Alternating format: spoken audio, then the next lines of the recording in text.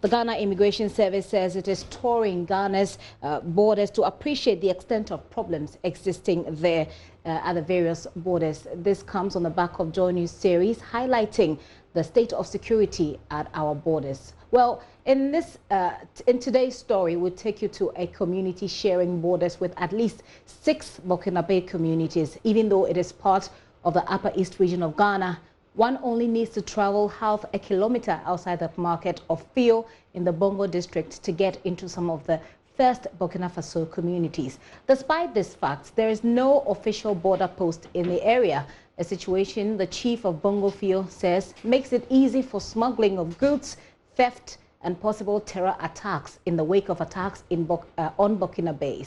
Here is Upper East Region correspondent Albert Sori's report in our series on porous borders.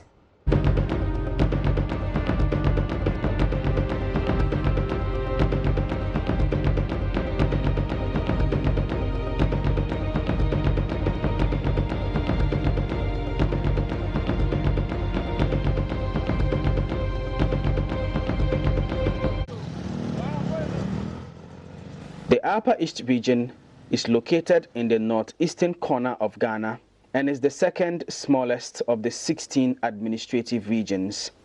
The region is occupying a total land surface of about 8,842 square kilometers, or 2.7% of the total land area of Ghana.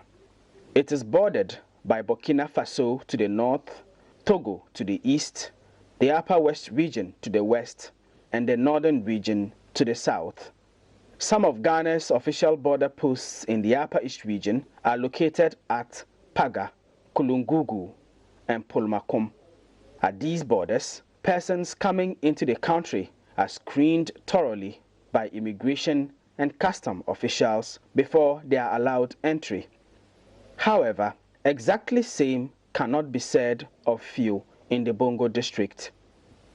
But where we are here, you see, this is Jelwongo, just where I'm talking. For you can just cross here. In Jelwongo, you can just cross here.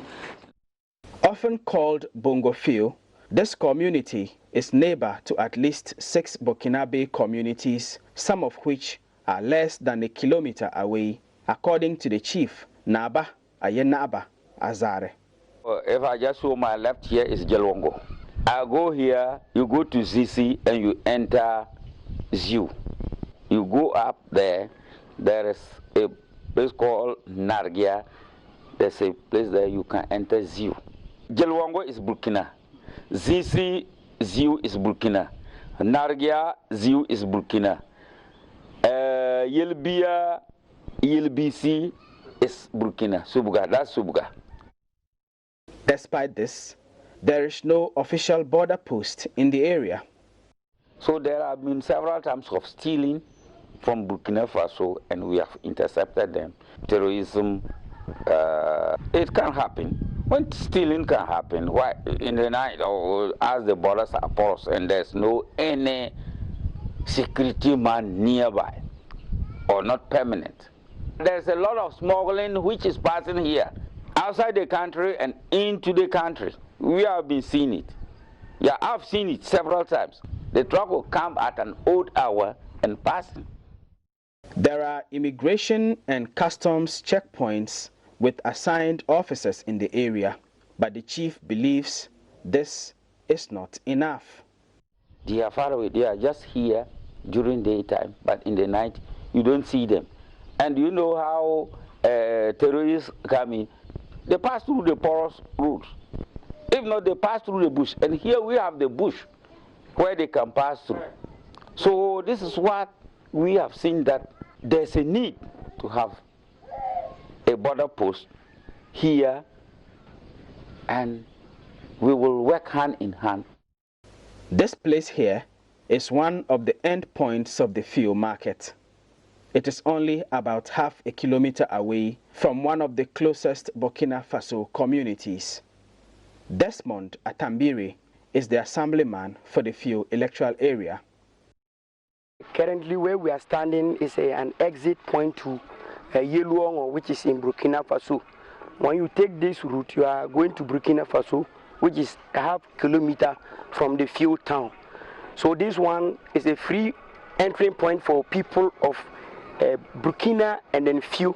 You have people taking advantage of this porous nature of the road to smuggle a lot of, especially the area of this planting for food and jobs. The people use this as a transit point for them to smuggle fertilizer out of the town. He says members of this community were in a state of panic when news broke not too long ago of a terror attack in Burkina Faso. Day in and day out, because Faso is not far from Burkina, we hear a lot of attacks not far from the border. So when we hear that, we were alarmed, and we were always alert, even in our churches. When we see visitors in our church, we were always intrigued about their presence. So in fact, when the issue was there, people were talking about it. In fact, the people of Faso were not at ease at all. We were always on tenterhooks, and the people of Bongo Fio believe a well-established border post in the area will not only protect citizens, it will also help generate a lot of revenue for the country. Now, there is already immigration presence. The only thing is that it's challenging because they are few. And from what the chief tells us, these immigration officials don't reside in the community. So at night, people go in and come out. And so it's easy for criminal activity to take place without the culprits being easily identified. My name is Albert Sorry for Joy News.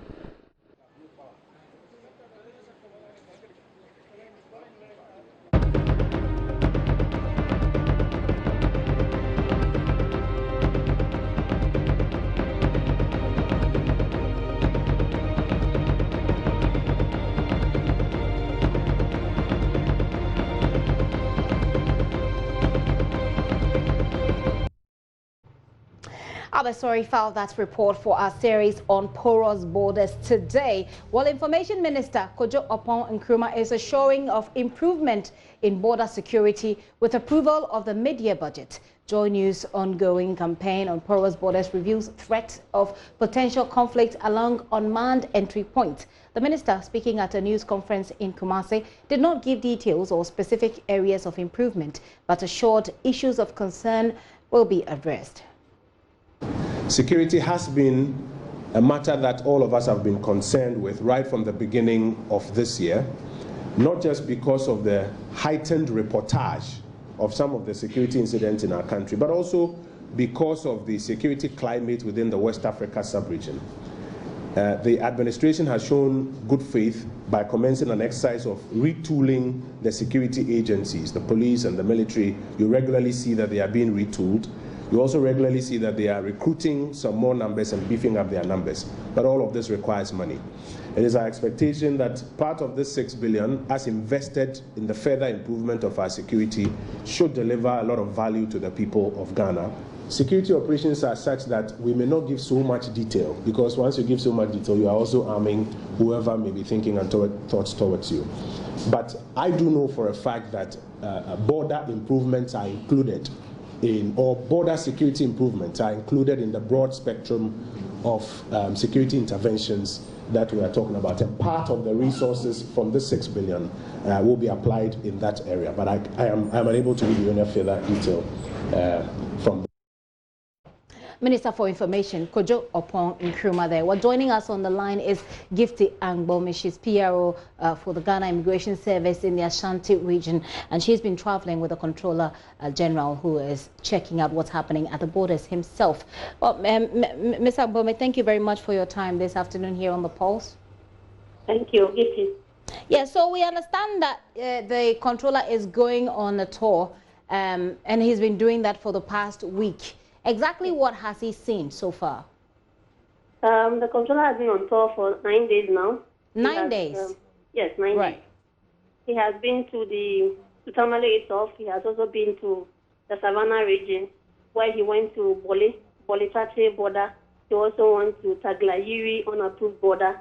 He went to Saru border, Saru unapproved Kalva.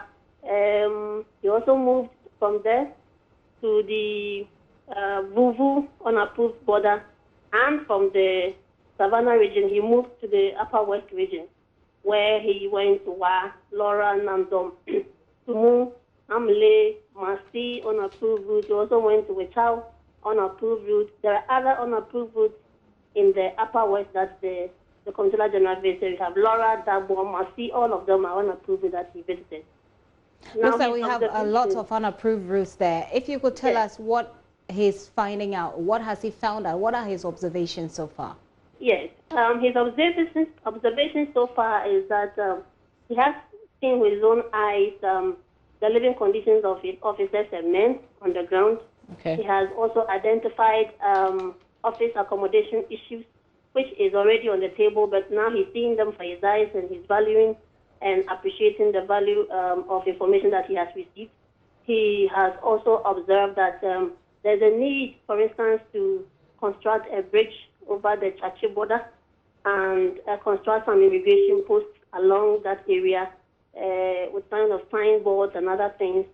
And of course, there are areas where there are no communication, which he's going to recommend that to the sector minister for improvement in those areas.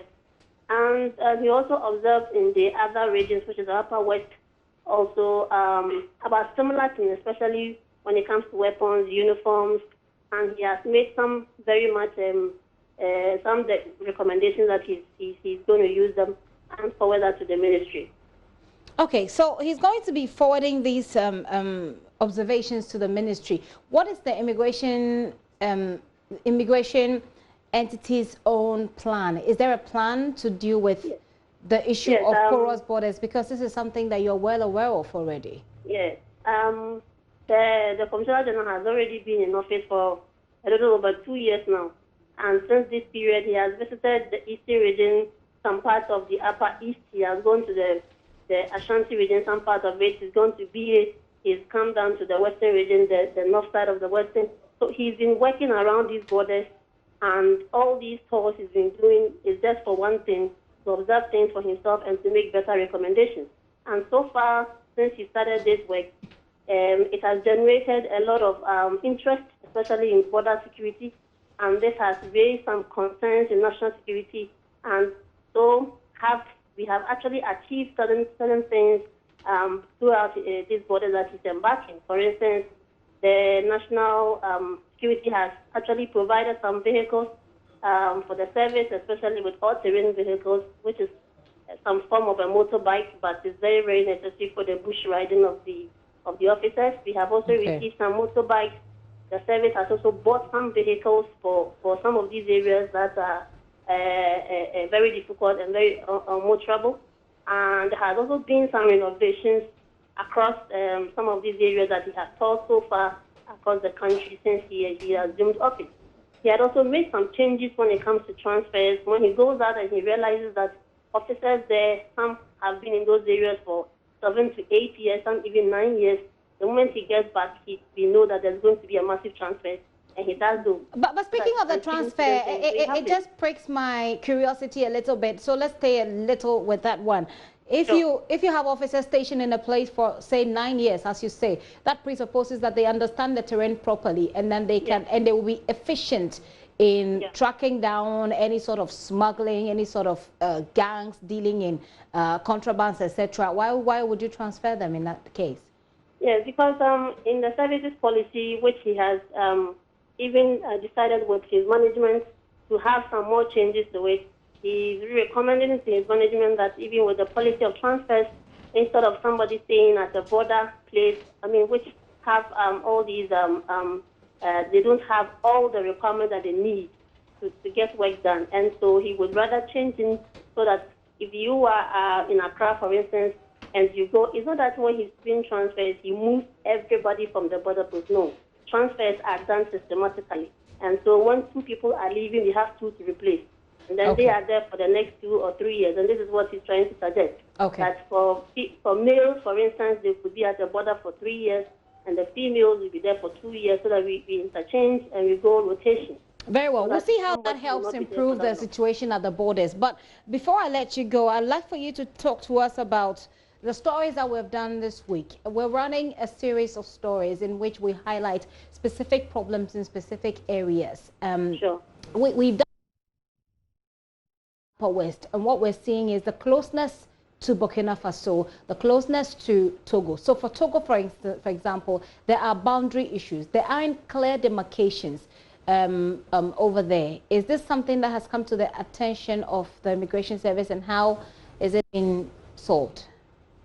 Yes. For instance, when we got to Tumu, from the border post to Tumu, from the border itself to Tumu, where the border post is about 18 kilometers. And so the Comptroller General was like, no, the distance is too high. And so the recommendations from the commander there, and also even from the customs officers there, recommended that the border should be pushed a little closer to the borderline itself. Although we have officers who are at the borderline manning the place, and we have them in tents who they run shifts day in and day out to where the post itself is, but they are also there. But then he was recommending that they should rather be closer to the border. So some of these demarcations that you're talking about has come to his attention. And from what he saw there were other places we visited. You could see the boundary of Ghana and Burkina Faso clearly stated there and clearly, planted there. And so these things will not just be, say, a block or a tree or something like a wall, but it will be appropriate, and he made recommendations to make it more visible, so that whoever is coming through here and through the other side would obviously know that this is the Ghana border, this is where Burkina Faso also begins. Indeed, he actually crossed over to the Burkina Faso police, that I should say, or the immigration officers at the other side, to interact with them and then request for more coordination and cooperation between the two. What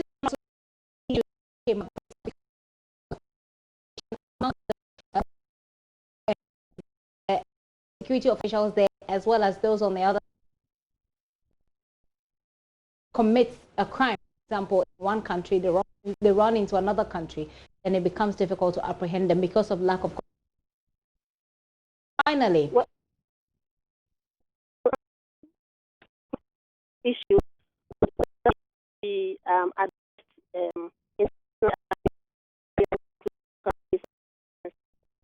for when he was there personally, he actually that there could be peace among two security agencies at the same location, so to say. And the other point is the fact that the language barrier could also be a problem, because even if it is Burkina Faso and officers there, if not all of them speak French, but with some of our officers at the border now can speak and explain themselves in French. So that was how we've been able to communicate with the other officials on the other side. And so if you are not able to communicate better with the other side, it would also definitely be difficult for them to understand why you want to do or come over for any other investigations or some sort. And so that part of the problem can be solved with the transfers. So if you have officers who can speak French, you probably want to place them there. But we've run out of time. So my final question was going to be about the safety on our borders, especially with Burkina Faso, for example, because these are two countries that have become targets of terror attacks and has been one of the highlights of this series on porous borders. How are we dealing with this particular matter, especially because even in these places where there have been actual terror attacks? Yes, when you say we don't have manned posts, you are trying to say we don't have buildings of immigration posts at that place. But we have officers there who are there as officers who patrol the area. Okay, so let me say manned points.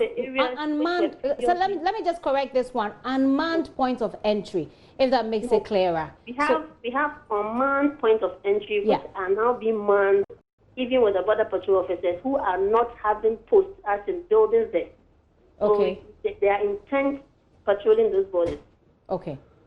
So unless, the moment there's an identified that this is also an area where people are passing to enter Ghana, and that place is not an approved border post or is not even a manned one, then quickly they send people there to go man there, even under tents, just to make sure that there's security there. Is there any special arrangements in the wake of these terror attacks for our borders with Burkina Faso and Cote d'Ivoire? Could you please come again? Yeah, is there any special arrangements, seeing that there have been terror attacks in Burkina Faso and Cote d'Ivoire? Any special arrangements we've done from the immigration service? That is exactly why he went there. You know, the government of Ghana, together with other security agencies, when this terror fear came to town, it was brought about the Operation Conquer Space. And this Operation Conquer Space was a together operation with other security agencies. And so what the Ghana Immigration Service did was to also send some men. Of course, we are the first line defense when it comes to entering Ghana.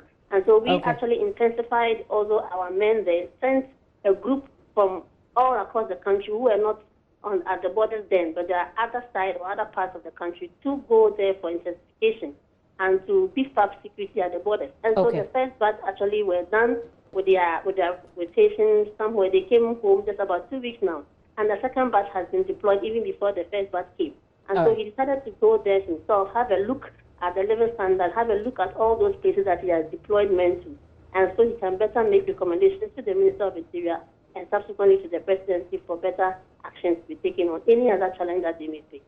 Thank you very much for your time this afternoon. Gifty Angbome is PRO for the Immigration Service, the Ashanti Region Command. They're joining us with a bit more details and thoughts of action that the Immigration Service intends to take on the back of our series on porous borders.